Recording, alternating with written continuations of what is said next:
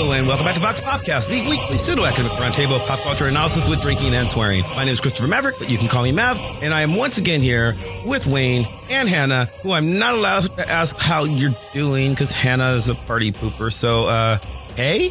Hey. No, I'm not a party pooper. I'm trying to enliven the intro. Write a new one every week. I know. No. You've got that one down. Like after 3 years, you're saying that so fast. It's really pretty amazing. I didn't even, and for, behind the scenes, I didn't even mess it up this time. A lot of times I'll say it like 3-4 times and then have to edit it out. I rolled right into that. I'm very proud of myself. The one episode I hosted that you weren't on, I repeated it verbatim until I got to the "you can call me Mav" part because I'm not. You could have just gone for "you can call me Mav."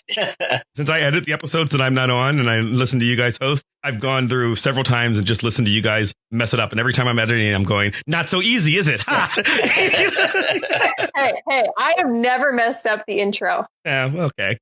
It's because I've never done the intro. Yeah, you've always been on one or two of them. You can do it next week if you want. I don't know. What are we talking about this week? Oh, it's mine. This is my topic. Yeah. Okay, so we had our Valentine's Day show last week. We had a really good show where we talked about superheroes and the way sex and gender is presented in superhero comics. And I thought it was interesting, but I was looking at my notes and there was something else that I had been planning to do it for Valentine's Day. So I was like, I'm going to do it anyway. And so think of this as Valentine's Day Part 2. And this is sort of a spinoff a little bit of our Valentine's Day show from last year, where we were talking about crushes that we might have on fictional characters. And then we went into talking about, I think, Wayne, you were the first person to sort of break open the dam there. We're talking about having, about Bugs Bunny being sexy as a kid. Yeah. And we that led me to start sort of looking into this thing with Disney princesses and Jessica Rabbit. And I find it fascinating that even though we have this thing where we like to pretend that children aren't sexual beings, and we'll probably talk about that a little bit, but we try to make children asexual, like in the way we think about them. We put a lot of sex in children's cartoons. I would argue against that we make children asexual, but I'll get there later. Hey, Brooklyn. Well, actually, it depends on what we mean by we. But anyway, so on that show, we had Brooklyn, who's a former student of mine, and I invited her back to join us for this conversation because you had lots of thoughts that time on sexy cartoon characters from when you were a kid, and then you mentioned a couple in the comments. So welcome back. Hey. Hello. Hey, Brooklyn. Nice to be back. What did you mean by you argue against us calling children asexual? Because I don't think children are asexual. I think we, and not we us, but we as a culture try to force an asexual identity on them was my point. I would argue against that very much for the pure fact of working with young children, going to school for pre-K through 4 elementary education. Every single parent ever. Oh, look at my daughter. My husband's going to have to buy a gun. Look at my son. What a ladies' man. Look at those 2 kids. They're such cute friends. They're going to get married. Do you have a girlfriend? You're 5. Yeah.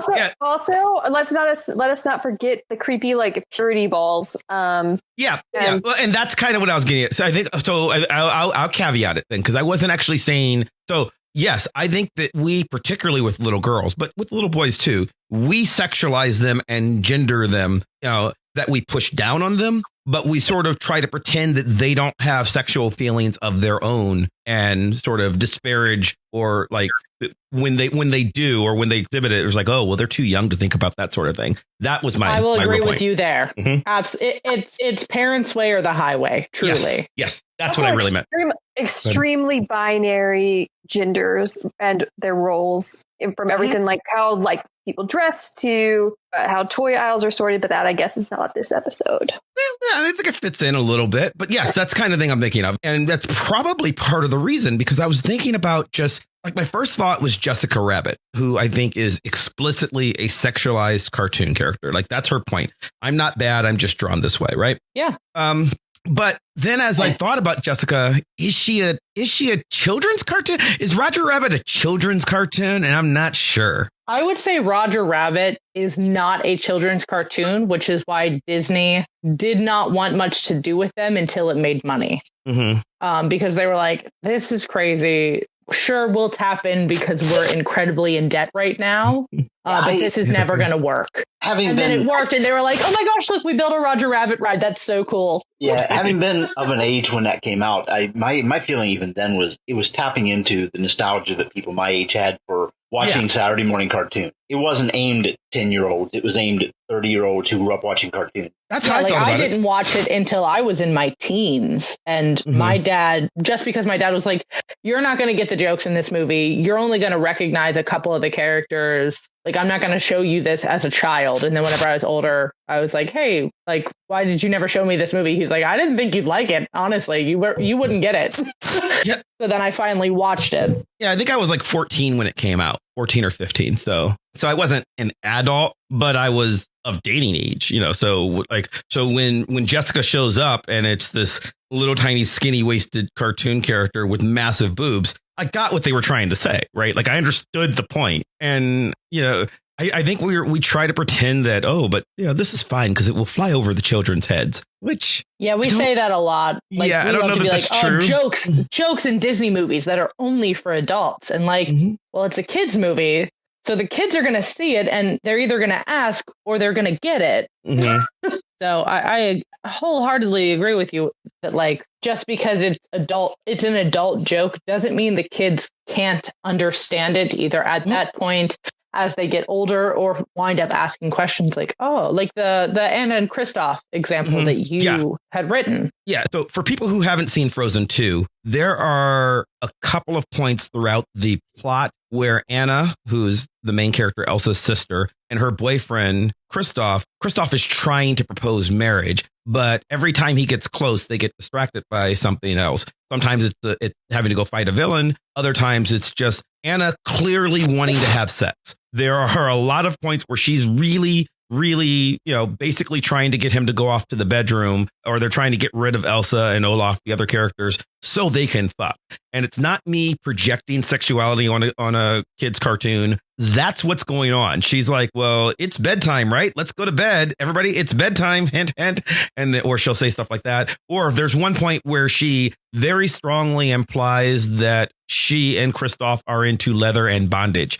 And I'm watching this movie with my wife, my brother-in-law, and my, at the time, 8-year-old niece who I'd taken. And I remember sitting there in the movie theater going, well, that's a choice. Okay.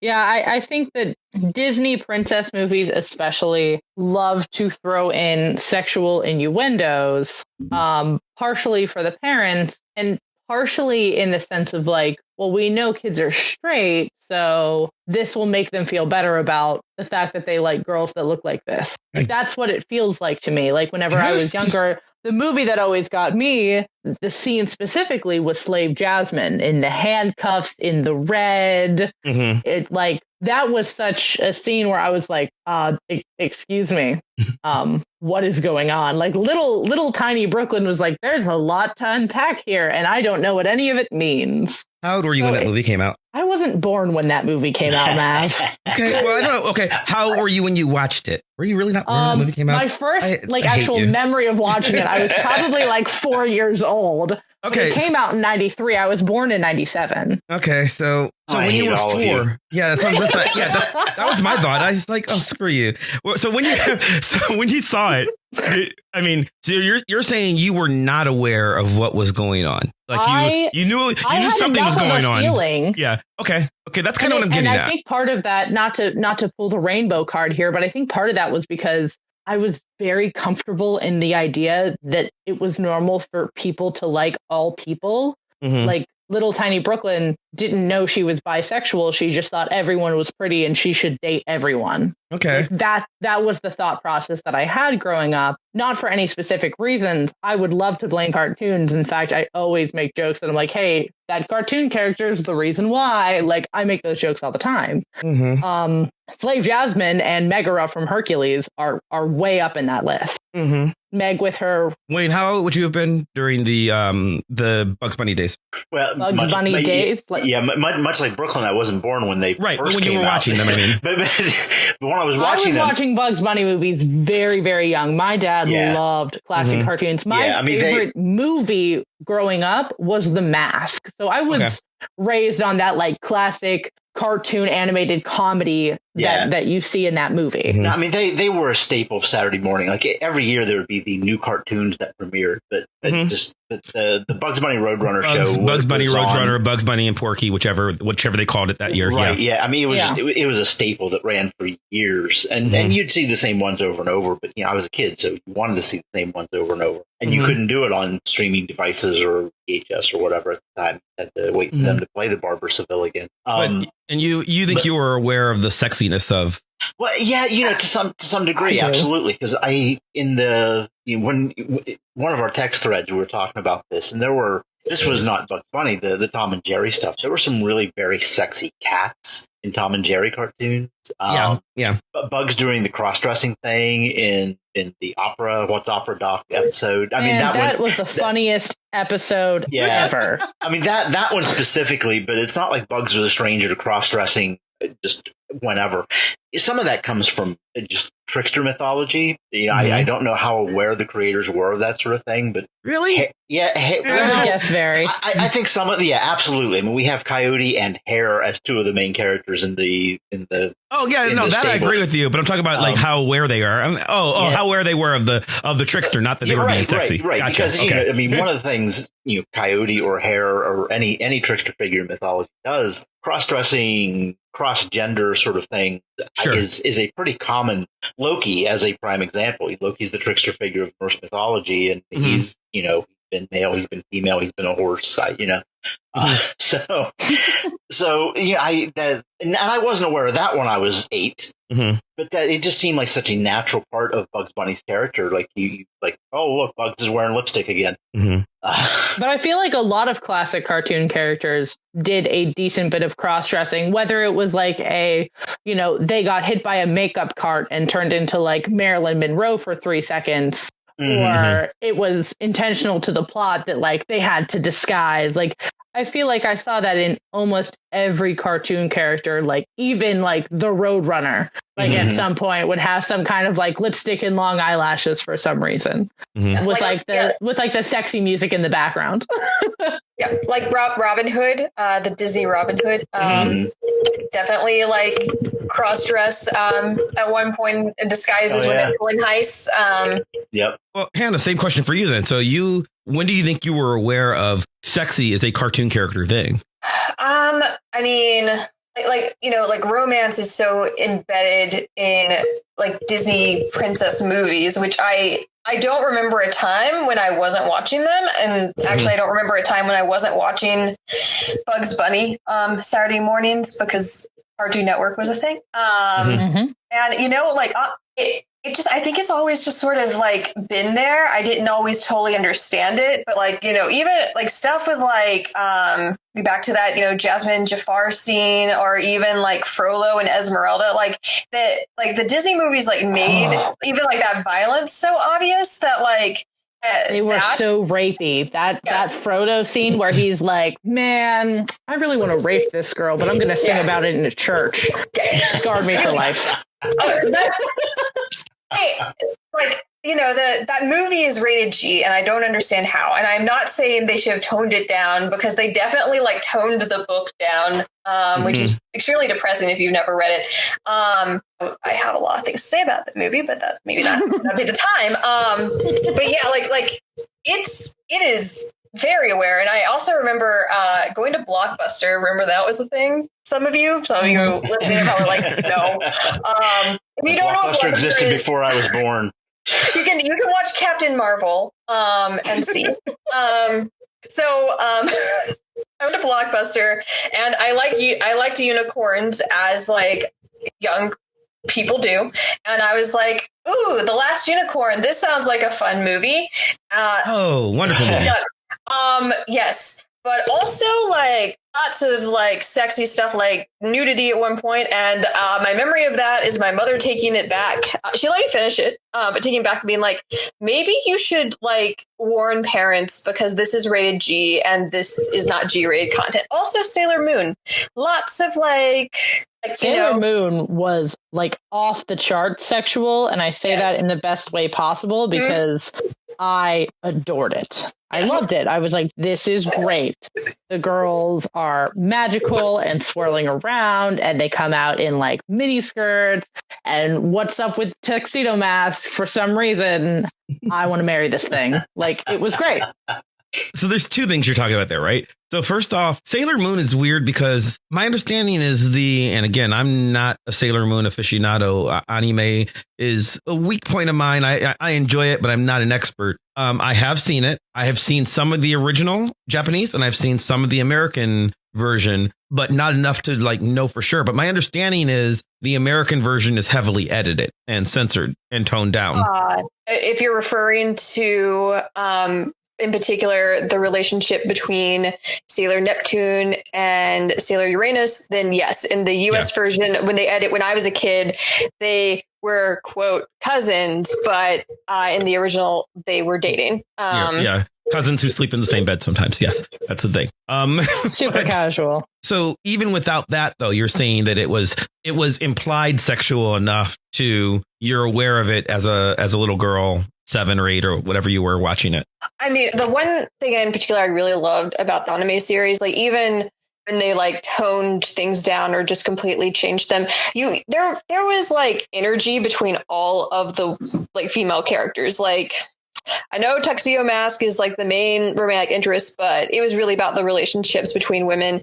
And I mean, I'm saying this now as like almost 30-year-old who knows words like homosocial now. But like, you know, as a kid, like you can read stuff into it. Like I read not a cartoon, but I read Moby Dick and I was like, oh, main character and Queequeg are in love. Like they're sleeping in the same bed. Yeah, I get it. Mm-hmm. Oh, absolutely. I thought all of the girls but Sailor Moon and why am I like blanking on Minnie Moon's name? I just always called her Minnie Moon. The little one, the like actual child. Yeah, Rennie. Yes, thank you. Yeah. Everyone but those two in my mind, I was like, man, all those girls love each other so much. There's no other male characters because they love each other. And like, that's just what I believed. Mm-hmm. That's just what I was content with. Sandy Cheeks, also, if we're going to talk about like more westernized media, Sandy Cheeks in my mind was a queer woman. Like there was no way in my brain that Sandy Cheeks from SpongeBob enjoyed men because she thought they were all stupid. And I was like, well, then clearly she must have a wife back on land where she's from. It's like, that's that. Mm-hmm. So how old are you at this point when you're watching these? I watched a lot of media just in general at a very, very young age because I was the younger sister. My parents were pretty much already split up like right out the gate. So my dad bonded with us over media. My mom bonded with us over media because it wasn't like a one parent can watch you while the other one's doing something. So it was like, hey, watch this thing while I go do adult stuff, which is fine. Mm-hmm. I had no problem with that. But I watched everything from SpongeBob to Sailor Moon to classic Bugs Bunny cartoons to whatever shows on like Teen Nick that I shouldn't have been watching all at like the same time, like ages 3 to 12. I watched the same genres of media because whatever my sister was watching and whatever her friends that were older than her were watching, I wanted to watch, but I also wanted to watch age appropriate stuff. So I was watching like Degrassi at the same time that I was watching Dora. And that's not an exaggeration. Like I'm not pulling those names out of my ass. That was a real like day in my life. I'd wake up and watch Dora with breakfast. And then by 3 p.m. I was like, let's watch Degrassi. So I'm not convinced that's weird is the thing, right? Because I was the oldest. Wayne, you're not the oldest, but your brother's like enough older than you that that you are effectively an older only child. Your brother's like 20 years older than you, right? My living circumstances were essentially a child. Yeah. Right. So the thing where people are like, well, there's children's content, children's specific media as a thing is relatively new, right? Like there were Saturday morning cartoons when parents were asleep. But like the idea of having, a network like Nickelodeon was like brand new in the 80s. And certainly the idea of having, 40 of them like we have now to where you can watch Nick or you can watch, Cartoon Network or PBS Kids or whatever. That wasn't like a thing. So I don't think it was weird to watch. Like, I think the invention of, kids shouldn't be watching grown up stuff. That's like a thing that happens, I think, in the mid and late 90s, where we just sort of I think it's super recent. Certainly in my mid teens, I was watching Saturday morning cartoons on Saturdays and watching the sitcom Soap. Mm-hmm. Right. Which had definitely much more adult content. Well, Last Unicorn, Hannah said it's rated G. I was 8 when that came out and I saw it. And so sure, it's got sex in it and nudity, but it's not porn. It's a beautiful movie, by the way. If you haven't seen Last Unicorn, you should. It's really good. But it's really good. Yeah, it's not I guess I'd say it's a family film, but not the way we use the word family film in 2021, right? It's a film that's sort of made such that anybody can watch it. And yes, there's a naked girl in it at one point because there's a unicorn that gets turned human and she doesn't have clothes when she first gets turned human. And they decided to depict that by just drawing her naked. But it's not like they zoom into her genitals or anything. She's just wandering around until she finds clothes. Isn't that what happened in Splash, but less explicit? It's about the same. Yeah. Honestly, you don't see a lot. You see an occasional boob, which in Splash was just when Daryl Hannah happened to be facing forwards. Mostly her hair was covering it. In Last Unicorn, same thing, but they tried to make it natural.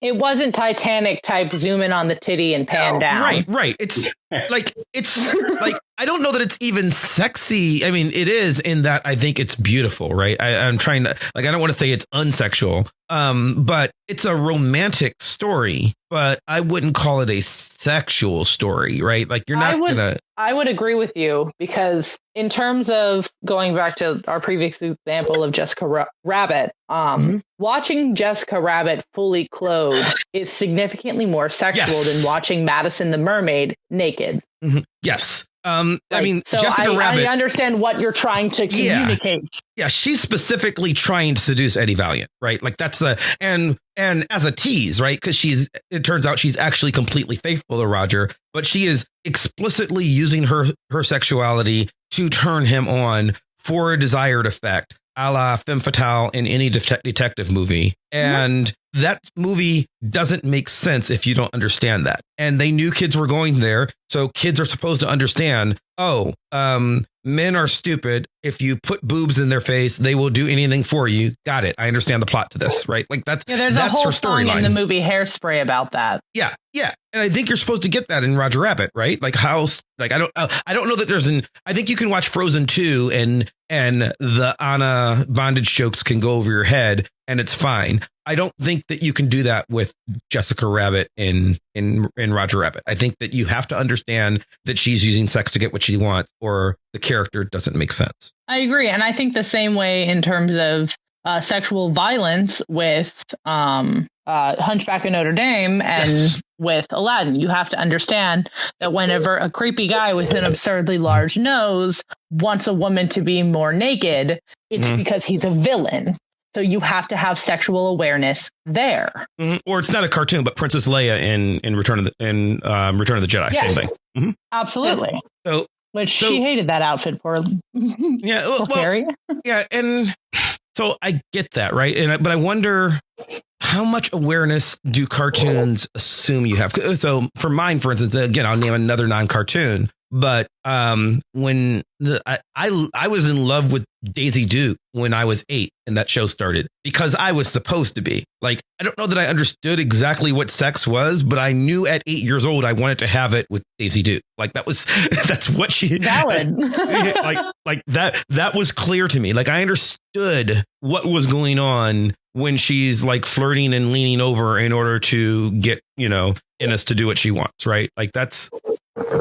And I understand, and I think that you're supposed to get that same thing even in the Bugs Bunny cartoon, right? When Bugs is flirting with Elmer dressed up as a lady, that's the story, right? So if we do that, why do we get so upset about the very idea of oh, well, we can't have you this is too sexy for a kid like you, Hannah, your mom, right? Like, your mom would have had a problem with Last Unicorn because it's specifically a naked lady. I mean, because you're certainly watching other things that we just mentioned that have sexuality in them. She just did not think that the rating matched the content. Like, she didn't let me watch, actually, better example for that. I think she did not let me watch The Hunchback of Nerdum for many years after it came out because of the content, and she was aware of it because she knew the story. She knew the story, and like, I'm not a parent.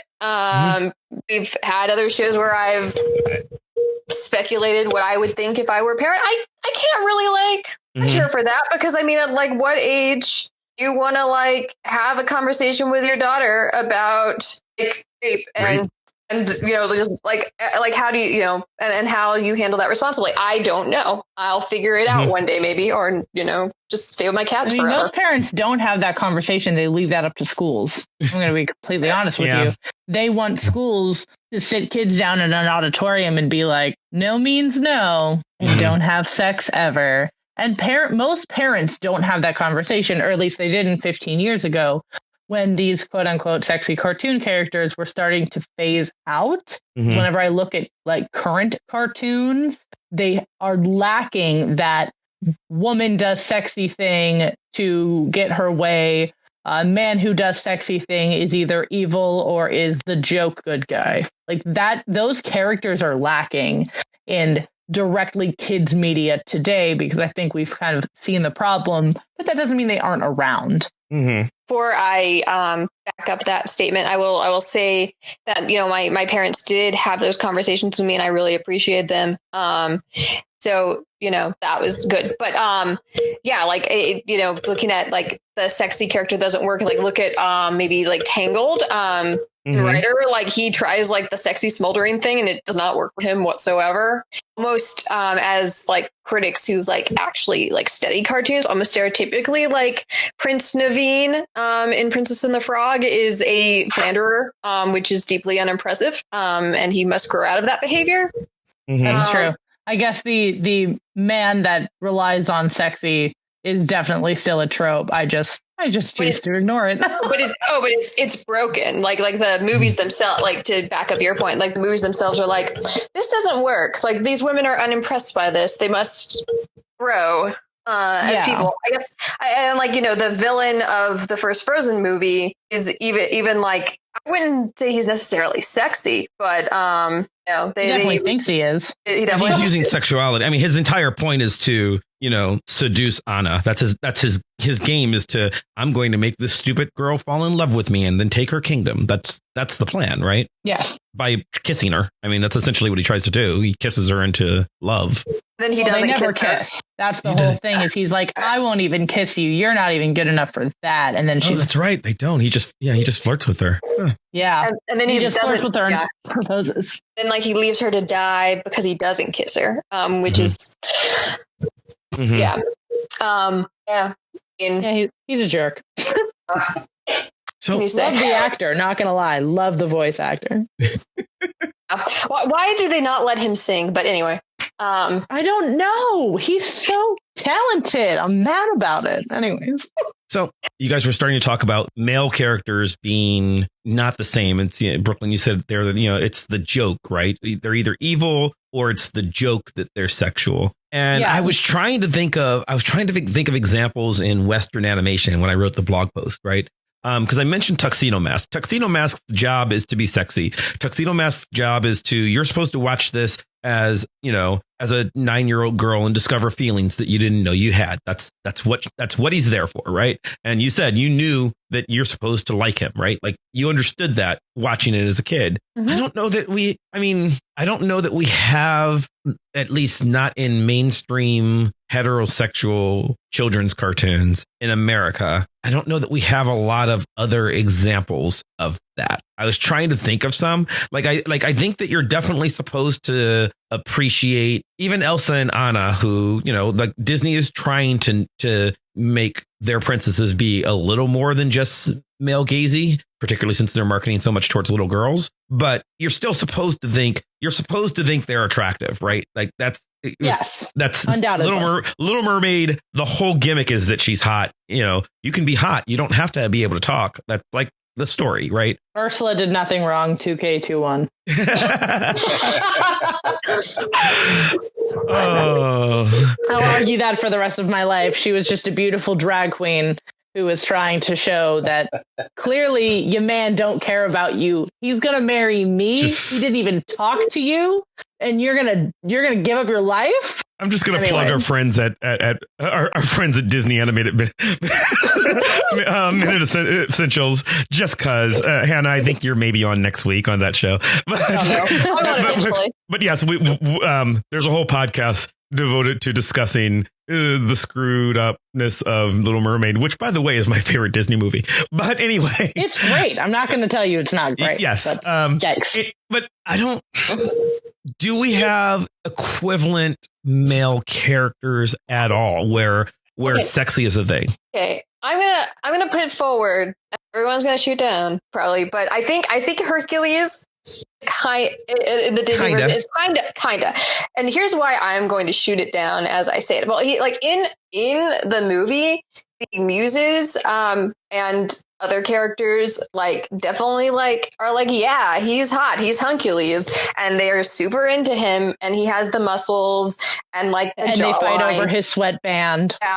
And and they literally steal his clothes people used to do to teen boy bands. I think, I don't know, I didn't really pay attention to teen boy bands. I missed out. It was a shout to NSYNC.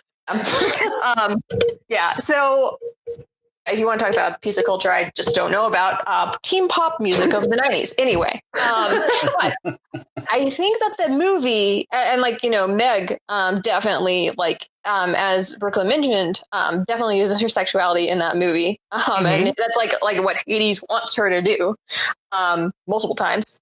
Super creep again, by the way. But again, Greek mythology, super creep.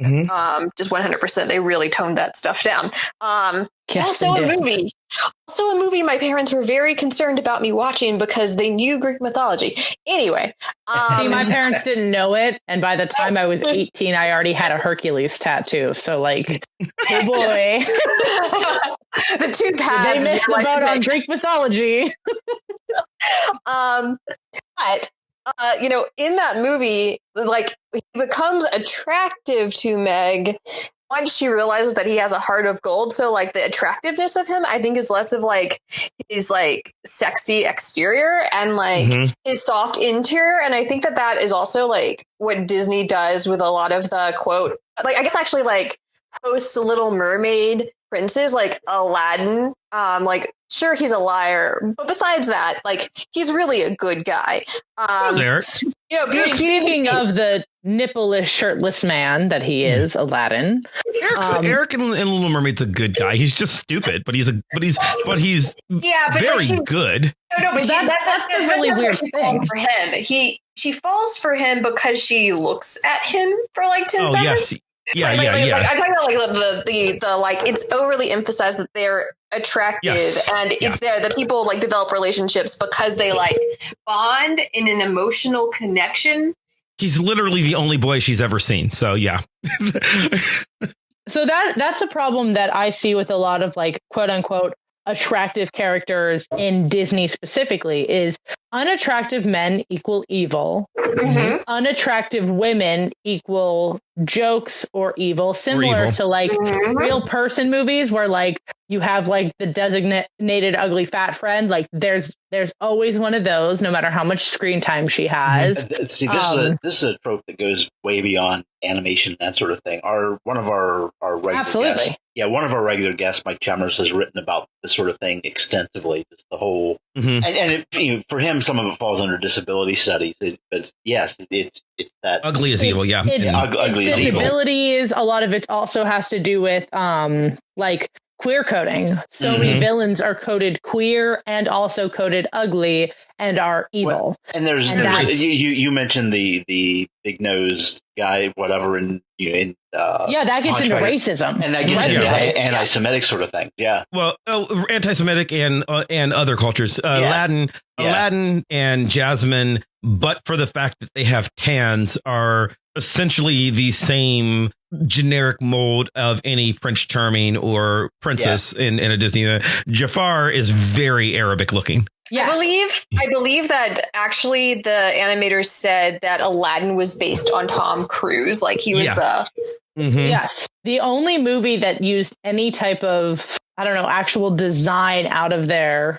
No. Little Mermaid is Alyssa Milano. It's in the documentary. and if you look at a picture of 15-year-old Alyssa Milano next to Ariel, you're going to go, oh, wow. Yeah, they just drew Alyssa Milano and colored her hair red. Well, that's going to make my stomach hurt if I look at that. It's just Alyssa Milano with her hair red. I'm hoping that's in the show notes or the YouTube version. I'll put it up. Yeah, sure. But my point being, like, Jafar is ethnic. Yeah. Jafar looks evil because he looks like an Arab. And that's kind of a problem that's a huge problem. It's kind of a problem then. It's super a problem in 2021, when we're trying to reconcile, a post 9/11 world and a post Trump world. And it is, the coding is definitely there, I'd say. Yes, absolutely. And the thing with like the quote unquote sexy characters, where I was kind of heading with that whole monologue, which I love to do, is that the attractive male characters are virtually flawless, with the exception of the newer Disney movies. Like Flynn Rider is a thief. And like, that's actually a bad thing because that kind of troubles Rapunzel a little bit. That doesn't trouble Jasmine once. She's like, he's a thief. Oh, that's so cute. I want to steal for the children. So he virtually does not have any flaws in her mind. And that goes for pretty much every attractive male protagonist in kids' shows and movies, especially Disney. Because if he's pretty, no matter what he does, he's pretty. Ta-da. And yikes. It has served me well. Problem. Like it's a huge problem that I don't think enough people kind of take for granted. Like I nannied over the summer, and pretty much every show that I was watching with this little 6-year-old girl that I nannied, I spent the whole movie being like, hey, yeah, I know the princess is cool with that, but that's not actually okay. Oh, by the way, hey, don't ever let a man do that. Don't kiss sleeping girls. Don't ever go along with that kind of stuff. Hey, make sure you never do this. Like every movie, I was like editing the movie in real time because I was like, oh my gosh, this is such a bad example. And like, I'm not going to tell her not to watch it. I'm not going to tell her not to enjoy it. She's welcome to enjoy it. But I'm sure Tech's not going to sit there and be like, yeah, if this guy lives on the streets by himself and steals stuff and gets arrested, you should marry him. Like, no. To be fair to Aladdin, was impoverished by a cruel system. Agreed. I agree. I Flynn Rider. Flynn Rider, who just wanted to enrich himself. So a little bit of a different. Though I suppose Flynn Rider was also an orphan, and his real name is Eugene Fitzherbert. So I mean, like, I have my emotional passes for the Disney princes too. I promise you, I love them all dearly. The thing is, I don't even love them that much. It's just Disney constructs them in such a way that even the bad things they do aren't really that bad. Unless you they're virtually flawless. Yeah, unless you look at it, like, I mean, So what if the Beast, takes a woman hostage? He gives her a library. It's fine. He lets her go. He only threatened to murder her father. It's not bad. He's got a talking teapot. It's pretty cool. I mean, look, if my choices were the Beast and Gaston, I would pick anyone but Gaston, to be fair. Yeah, because Gaston is terrible. They're not her only choices. Exception of an attractive villain. I disagree on that. I think Gaston is an asshole. I think Gaston is a jerk, an asshole, and stupid. However, he's also right, because he's right about part of it. He's right about, hey, let's go kill this thing that is kidnapping our people. But he's not right about breaking into Belle's home. Yes, he is entirely wrong in regards to Belle. But for the thing that the movie cast him as the villain for I think the movie cast him as a villain for a lot of things, especially misogyny. The misogyny, not letting her read, taking away her books, telling her he wants to impregnate her with 1 million children and have dogs, and taking off his shoes just randomly in her house despite not being invited in. Also, it was the 18th, 19th century, depending on how you want to read Disney's whatever. So coming in uninvited to a girl's home when the two of you are alone. He'd be killed. Yeah, he'd be killed. Not good. Yeah. Also, he threatens to throw her father in the mental institution unless, and it's not unless they fuck. Okay. That's what it comes down to. And I mean, that's bad enough. Let us not forget that asylums in the 19th century were real bad. They were prison wards. Bad. Yeah, I mean, really bad. So you think the movie judges him for it, though, is what I was getting at. Do you think the movie judges him for it? Okay, yes. Okay, good. That's why the Beast is attractive to Belle, because Gaston takes away her books. He gives her a library. Gaston's I'm going to keep you confined to this little house. The Beast is go and be free. And sure, he made mistakes, and I'm not shipping the Beast and Belle because real gross in its own way, but you are confined, narratives, romantic narratives, when you're confined to certain choices, there's not great because it's messy, but also there's the truly horrifying. It's Mr. Darcy ain't that great, but on the other hand, Mr. Collins is way worse. So at least go with the nerd with the money who you're semi-attracted to. I mean, all in all, first of all, love your anti-Gaston passion. 10 out of 10. Absolutely tremendous. But the thing is the Beast is only painted as a better option because he has the tragic backstory TM. That movie absolutely could have framed Gaston as the hero if the Beast didn't have a backstory and Gaston did. Well, if it's just Sleepy Hollow. I mean, it's just tweaking the movie a little bit makes Gaston the hero, which is what it's the little changes, the little parallels, or the little absences that make someone better choice for that particular narrative at that time. Absolutely. And I think that I think that the whole I have so many problems with the way that the Beast is written in the old original Beauty and the Beast, even though, yes, in the book, wonderful. Book is wonderful. Disney, tried to make it as PG as possible. But he still, for goodness sakes, throws a glass on her at her way out. And within 24 hours, she's oh. Well, so what you're getting at, though, is so even you just said they PG-ified it, right? And especially on this show, especially me. But I'll just straight up say stuff. And Brooklyn said a little bit ago, they're supposed to fuck, right? That's what Beauty and the Beast is really about, is and I get that Disney PG-ifies it, but even that narrative, I think they're dressing it up as love, and romance. But I do still think it's a sexual narrative, especially Little Mermaid. Little Mermaid is entirely, she doesn't know him. He's the cute boy she saw for 10 seconds, at a distance when she falls in love with him. She's she's in Ariel is the a water very still. accurate depiction of, as weird as this is going to sound, but she's a very accurate description of a horny high school girl. Yeah, I mean, she's 16 in the movie. She's literally 16 years old. She's a sex-driven 16-year-old girl who's going, what's that? Can I get to that? And That's so neat. and I have no problem with that, right? Like, so when that movie came out, when Little Mermaid was released, I was 15, right? So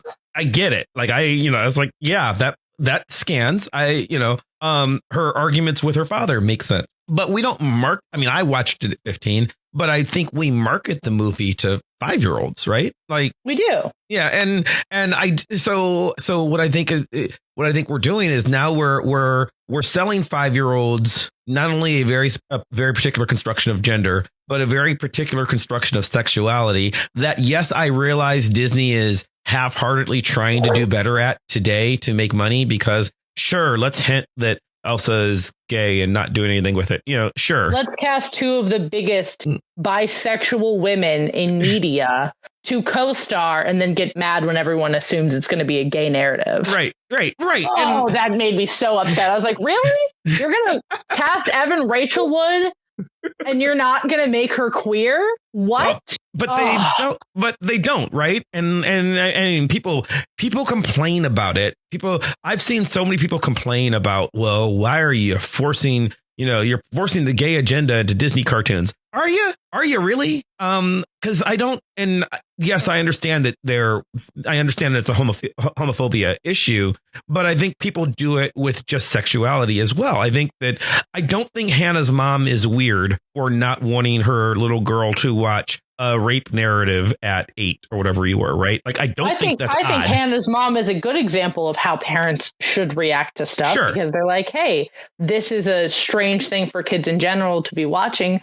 But in the reality of it, most parents are only uncomfortable with sexual undertones when it's non-heteronormative. I don't know if I buy that. I mean, I think they're more uncomfortable when it's non-heteronormative, but I know a lot of parents who want to pretend that their kids don't have even straight sexual feelings and don't want. I mean, again, I also know a lot of heavily religious people who, Bible Belt people, but I know a lot of parents who would very, very much not want any portrayal of sexuality that they're aware of in their children's cartoons. And they miss the Bugs Bunny thing, and they miss we'll talk about some of the weird ones, but like, as a kid, I knew Gadget from Rescue Rangers was sexy. I knew, there are a lot of sexy cartoon characters when you code a character as not even hyper feminine, but just performatively feminine, that I think people miss. Yeah, I was going to mention earlier, given my age, that late 60s, early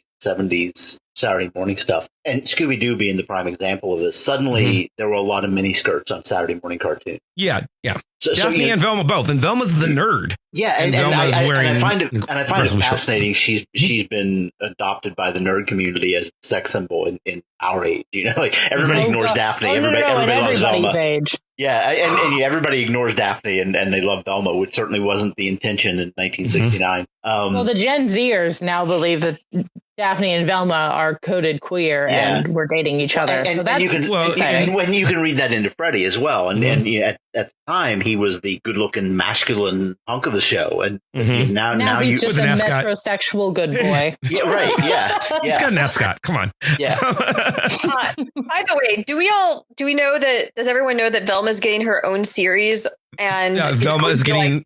by Mindy Kaling, basically in the vein of Harley Quinn, a grown-up series for Velma is starting on HBO next year. I had not heard that. I had no idea, and I'm thrilled to hear this.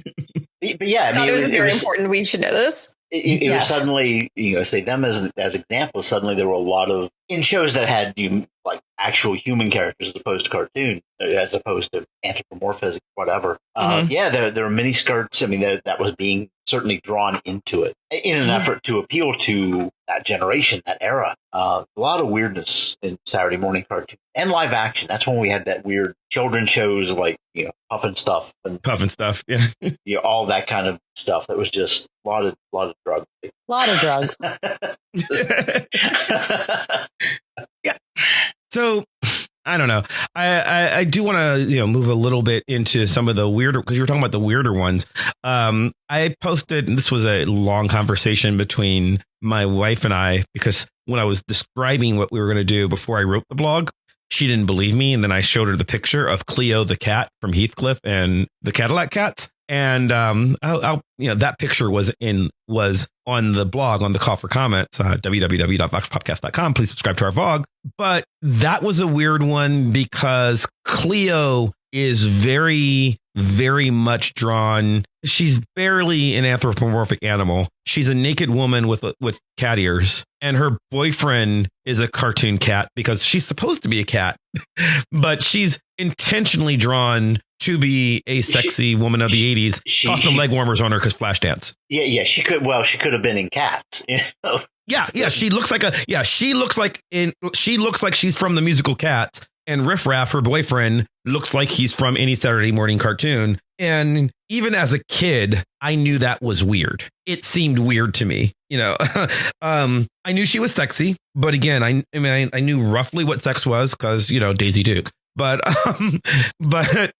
it was weird seeing her there. And then so that made me start thinking about other characters, though, Wayne, you mentioned the Tom and Jerry cartoons, who are much more feline-esque, but I was thinking Gadget and Chip and Dale, or even Hannah. I think to a lesser extent, I don't totally understand the millennial fascination with Robin Hood, but it's a thing. It's one of my favorite Disney movies, but it's because I grew up loving Robin Hood. Yeah, no, I mean the fascination with like them is sexy. I can't speak to that really, except that I don't know. Maybe it's because he sounds like Wesley from The Princess Bride, and I don't know.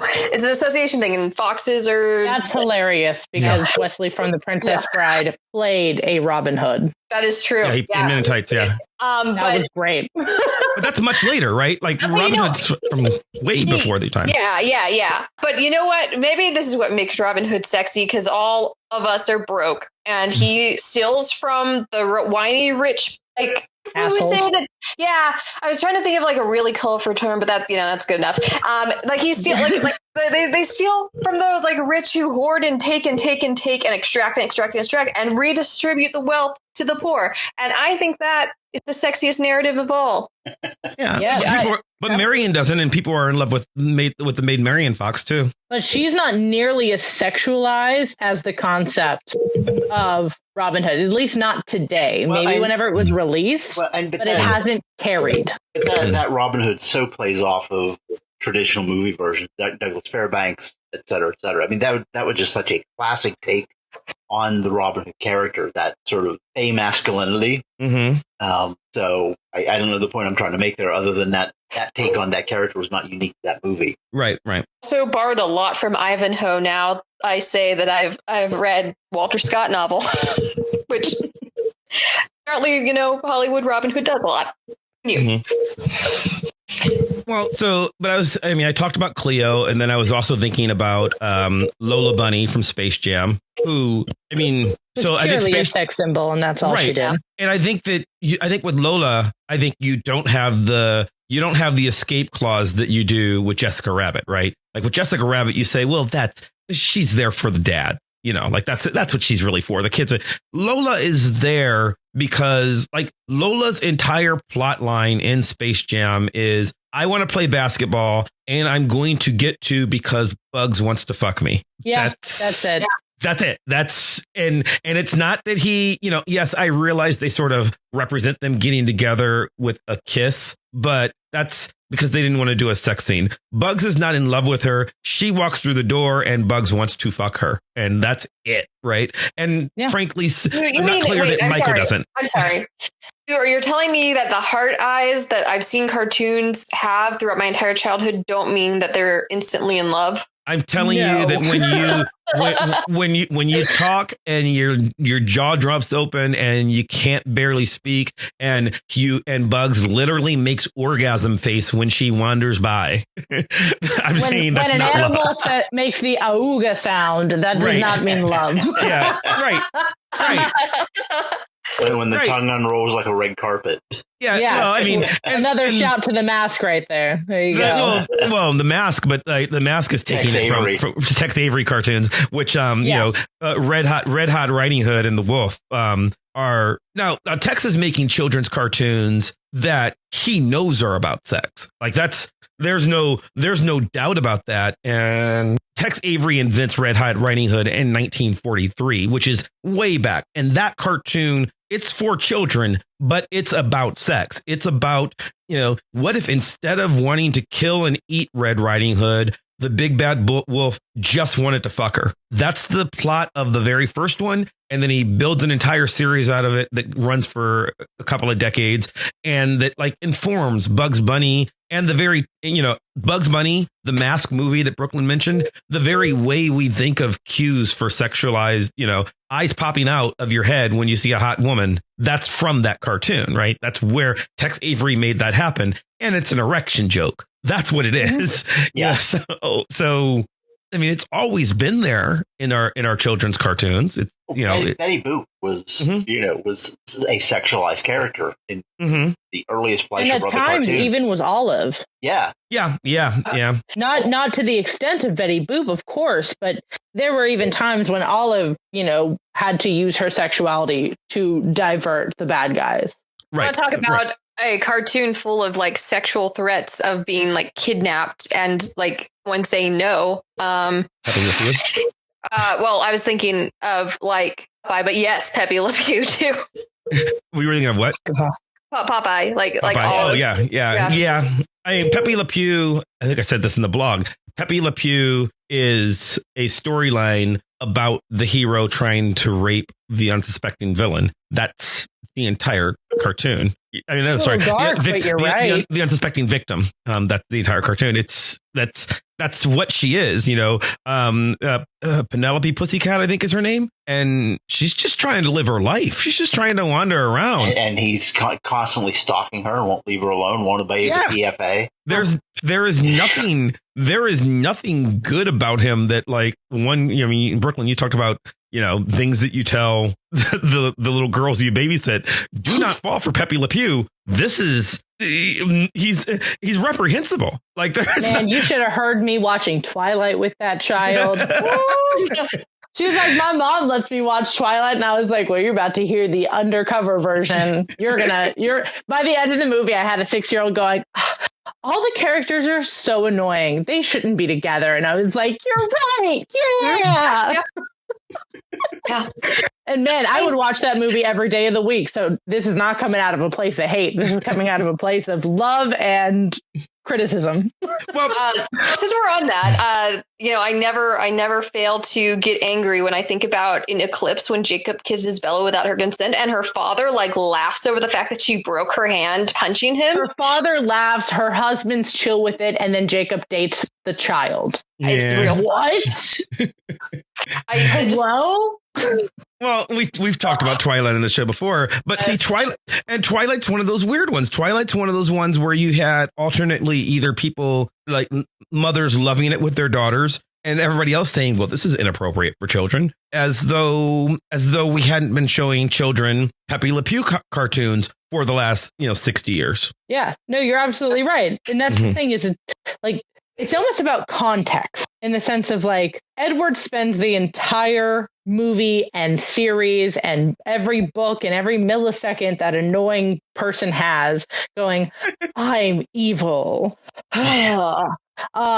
Which to me has two actions there. Part of it is holding the character responsible for their flaws. And part of it is going, you should excuse men for these flaws if they're cool. You can look at that in two different ways. Yeah, I go ahead. No. That was all I had to say was like, you can look at that in two different ways because people make both arguments. Well, and I think some of it with cartoons, much like the problem comic books have, is just culturally they have been coded as for children. And as a result, I think adults don't look at them as critically. They're not looking for that stuff because it's for kids and they're not paying any attention. Kid's got a bowl of Cheerios. He's in front of the TV.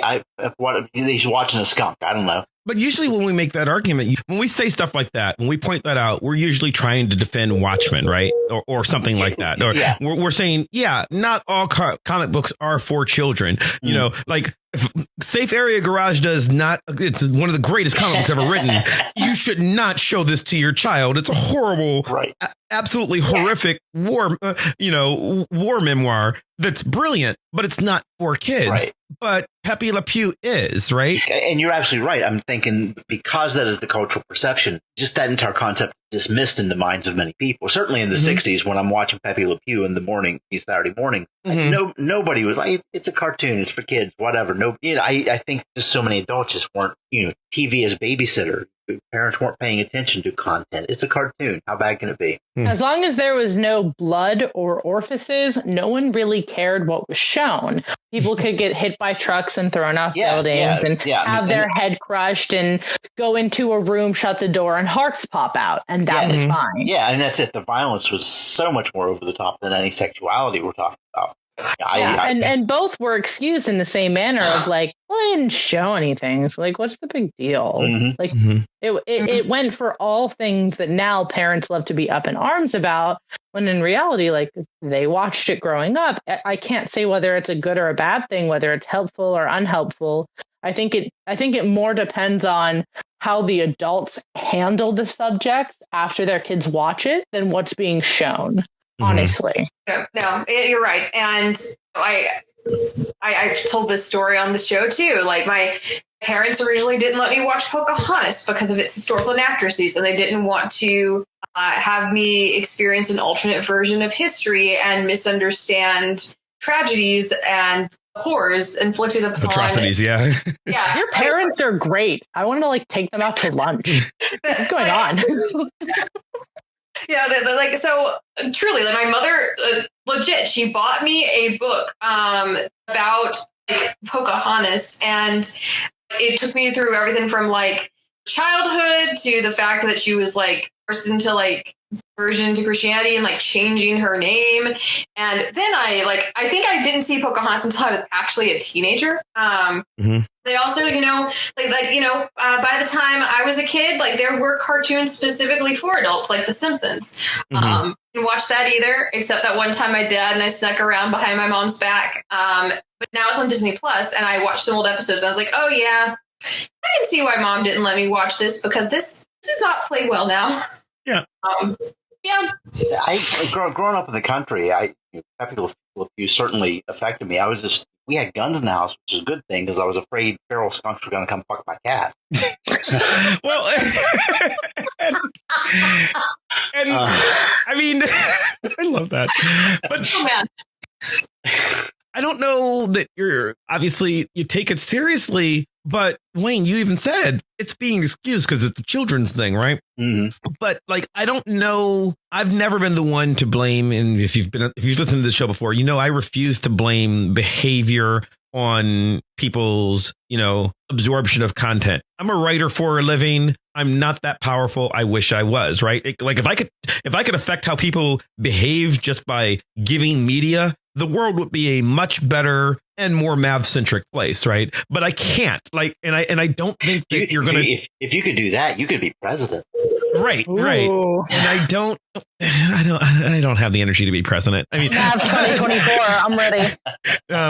I've joked about it before, but oh God, like, remember, I wanted to start a cult, but my idea of a cult is just, we'll all live in the mountains, and I just don't bother me. I won't bother you. I just kind of want a bunch of, I just want peace and quiet. This is when, Hawk just want to be left alone, right? That's where I am.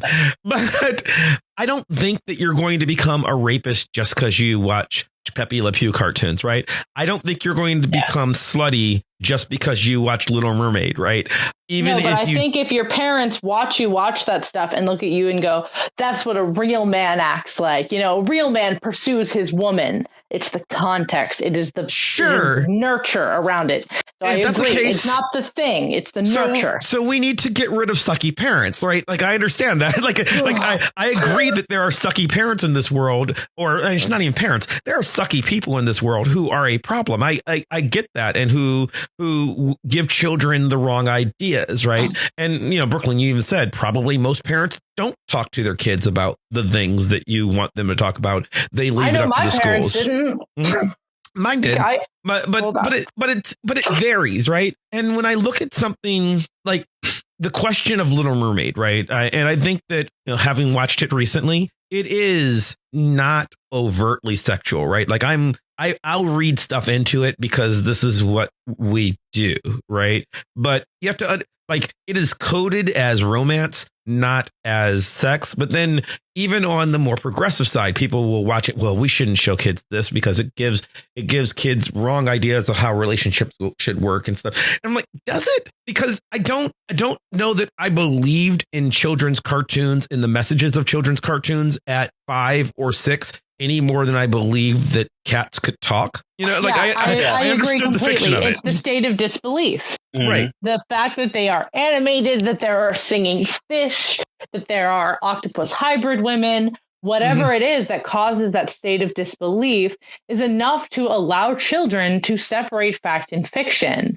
Right. It's play. It's what children do. Yeah.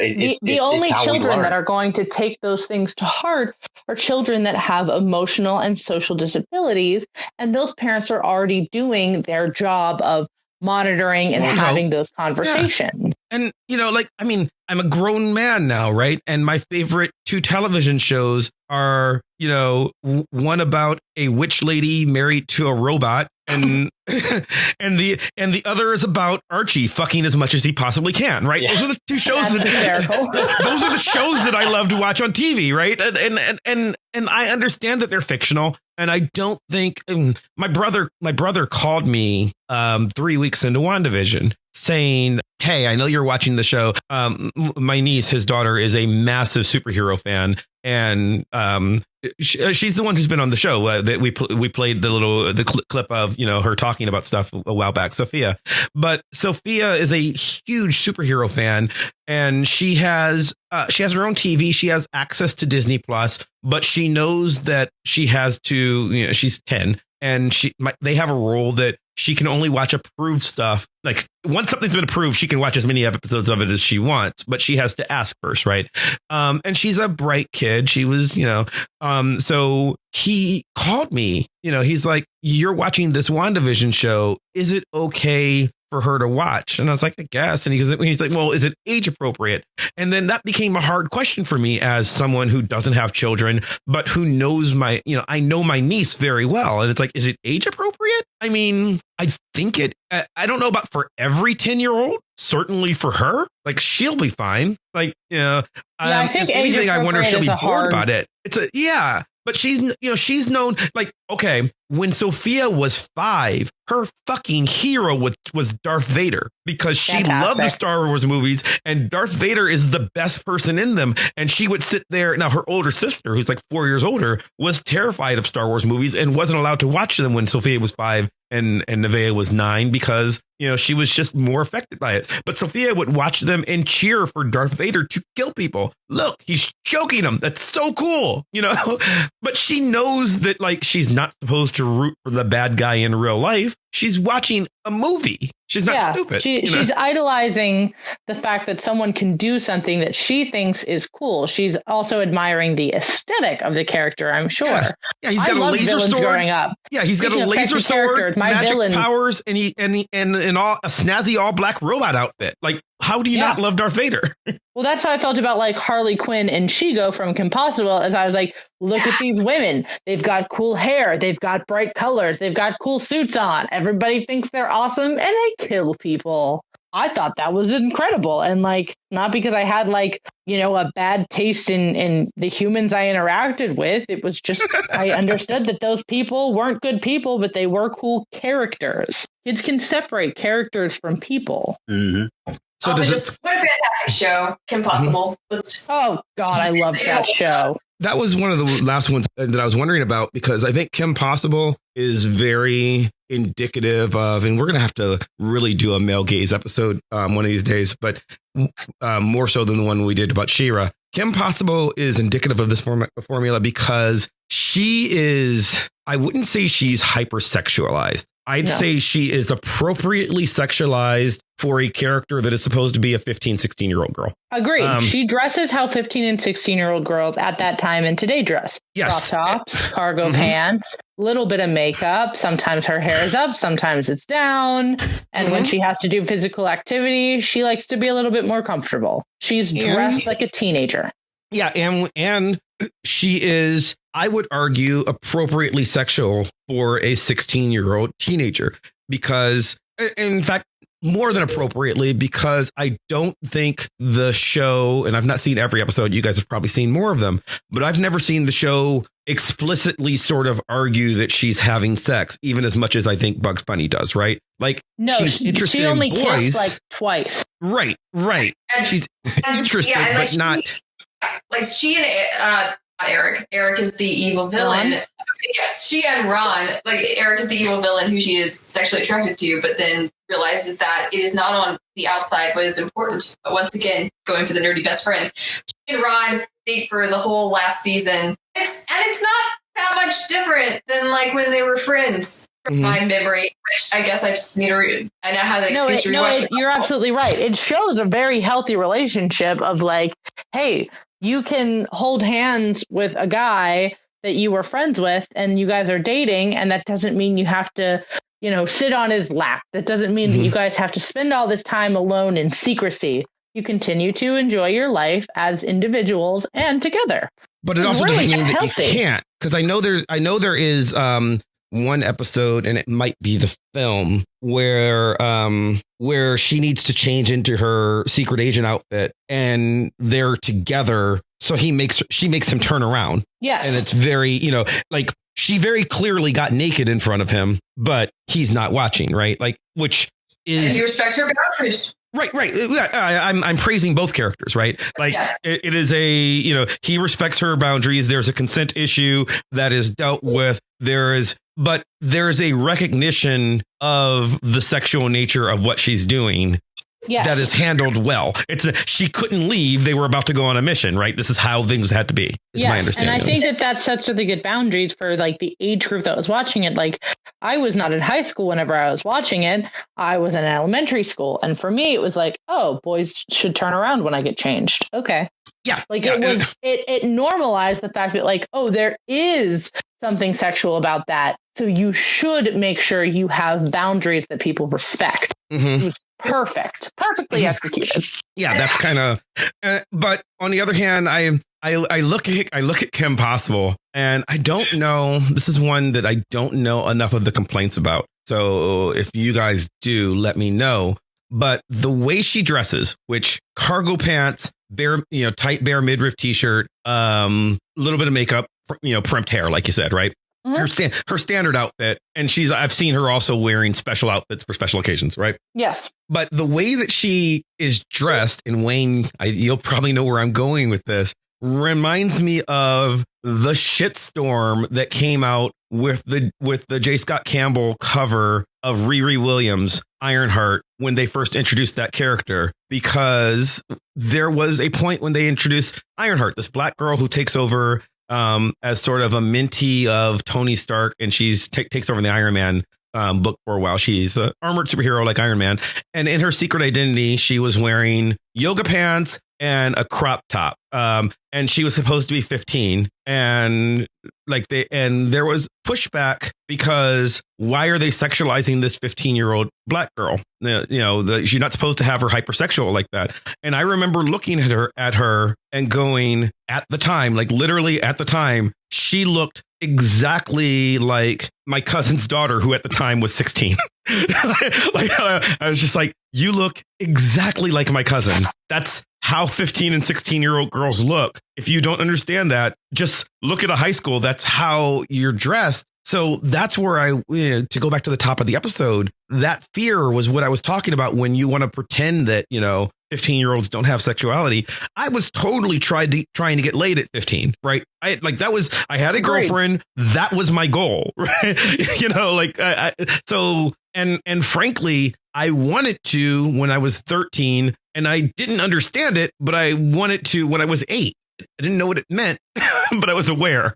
And I don't think that's weird. I don't think it's necessarily weird to not want to either, to not be ready. But I don't think it's weird at all. Right. But I think there's a reasonable fascination with it I don't think pretending that Lola Bunny or Jessica Rabbit is wrong helps. So we resolved nothing.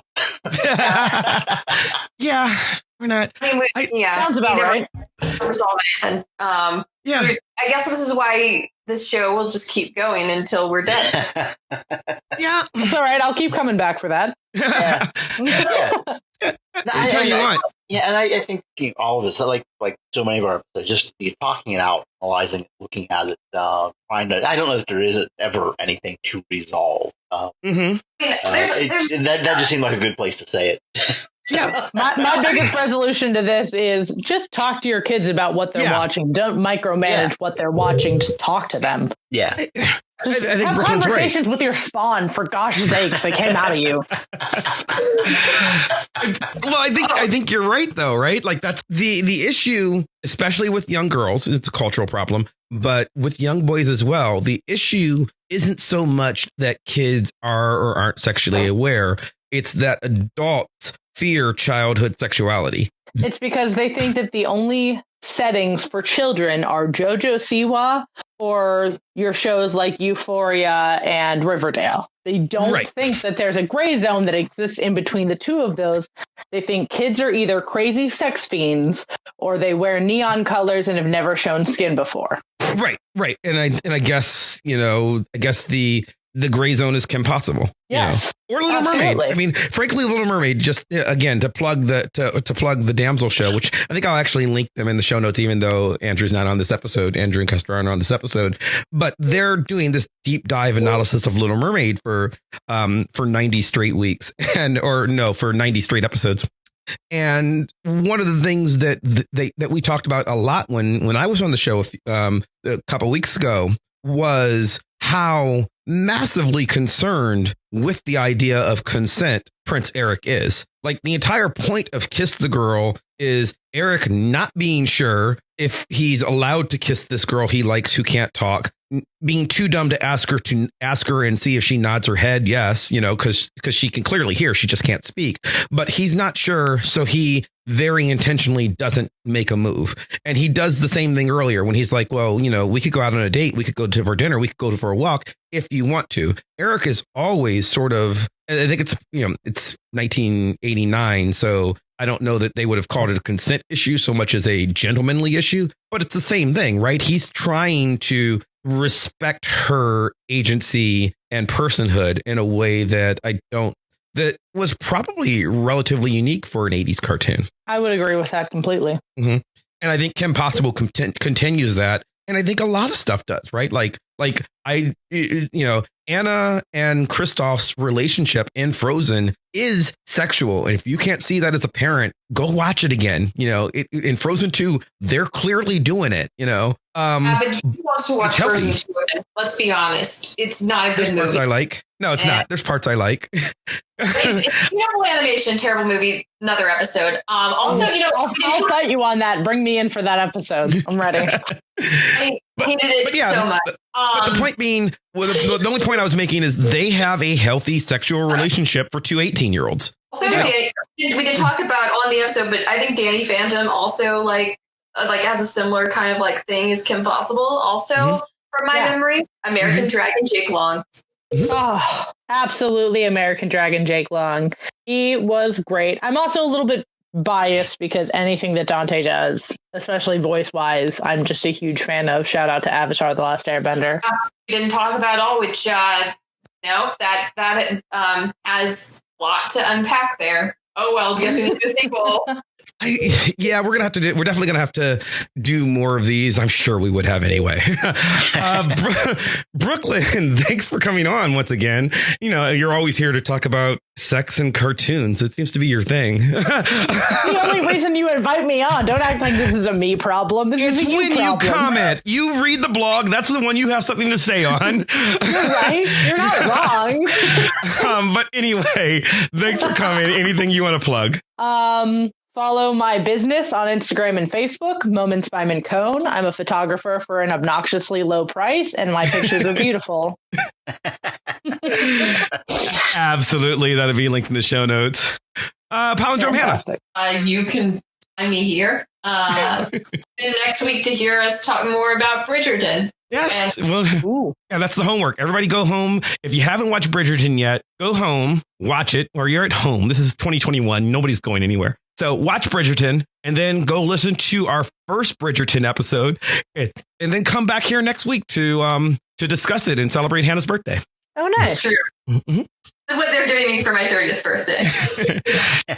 And Wayne. Mostly here. You can link my Instagram and the Twitter I never use. Anyway, you can follow me on Twitter or Instagram or Facebook, all the places, always at Chris Maverick. You can follow the show, all those same places, always at Vox Popcast. You can follow the show's blog at www.voxpopcast.com, where we talk about whatever we're going to be talking about next week. Hint, it's Bridgerton. And you can leave us comments with your thoughts so that we can address them on the show. If you enjoy the show, and we certainly hope you do, please subscribe to us on iTunes or Stitcher or Spotify or wherever else you get podcasts from. And leave us a 5-star review, especially on iTunes, Apple Podcasts. That helps other people find the show, especially if you don't just leave a rating, but if you write a little review. Yeah, tell us that, yeah, you did remind me of how much I wanted to have sex with cartoon characters when I was a little kid. So we want to know that, let us know. 5 stars and let us know. And then, also leave us a comment. Tell us who your favorite sexualized cartoon characters were. We talked about a few of them. And do us a favor. Subscribe to the show on YouTube. If you subscribe and ring the bell and do other stuff, I don't know. We need a whole bunch of subscribers before we get monetized. And I just want to know what happens, when those features get unlocked. And plus, money's nice. I don't know. But subscribe to the show on YouTube. And I would like to thank Maximilian of Thoughtform Music for our epic theme song, building ever so more epically and playing us out. I'd like to thank you at home for listening. I'd like to thank Brooklyn for joining us. And we'll see you next time. Bye. Bye.